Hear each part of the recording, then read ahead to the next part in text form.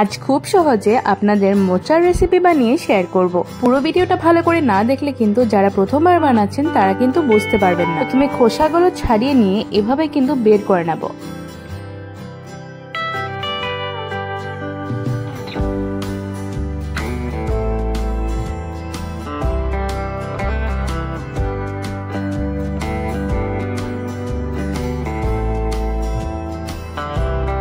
এবার সবগুলোর থেকে কিন্তু এই দুটো জিনিস ভালো করে এক এক করে বের করে নিতে হবে। এই যে ঠিক এইভাবে। এবার ছোট ছোট পিস করে এইভাবে কেটে নিচ্ছি।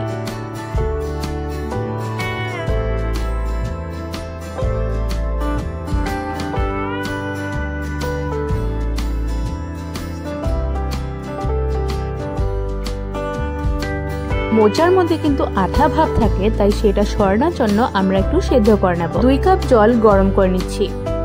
এবার মোচাগুলোকে দিয়ে 4-5 মিনিট মিডিয়াম ফ্লেমে সেদ্ধ করে নেব।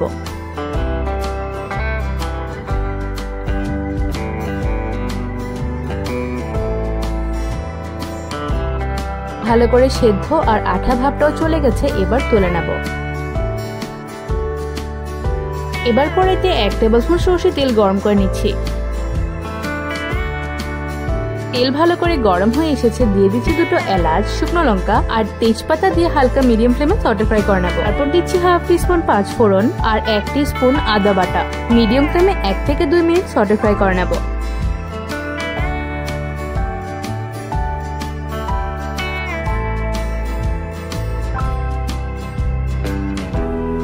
সটে ফ্রাই করা হয়ে গেছে, এবার দিয়ে দিচ্ছি একটা এই সাইজে কেটে রাখা আলু। আলুগুলো সেদ্ধ হয়ে আসা অবধি মিডিয়াম ফ্লেমে ভেজে নেব।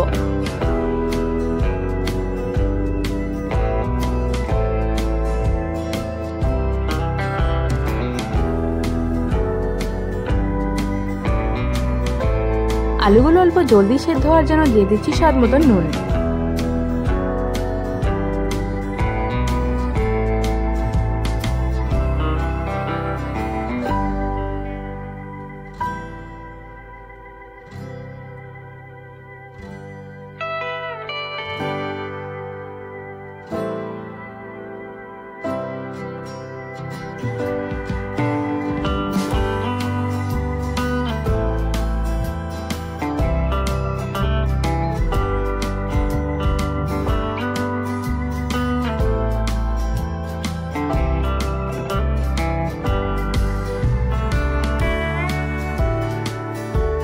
আলুগুলো ভালো করে ভাজা হয়ে এসেছে, এবার দিয়ে দিচ্ছি কেটে রাখা মোচাগুলো।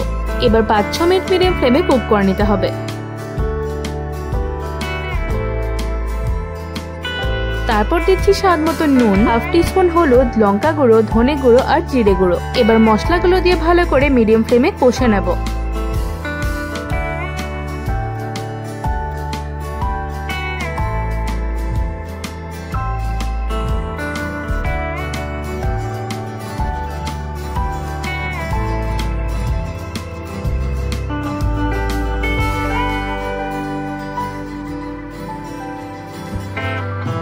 ভালো করে ভাজা হয়ে গেছে, এবার দিয়ে দিচ্ছি পরিমাণ মতো গরম জল। মিডিয়াম ফ্লেমে আরো 4-5 মিনিট কুক করে নেব।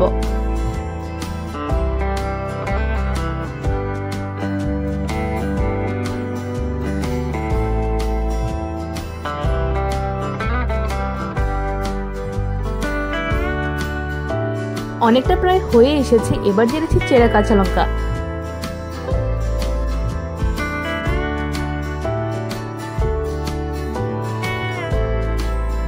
এক টিস্পুন গরম মশলা দিয়ে আর একটু কষে নেব।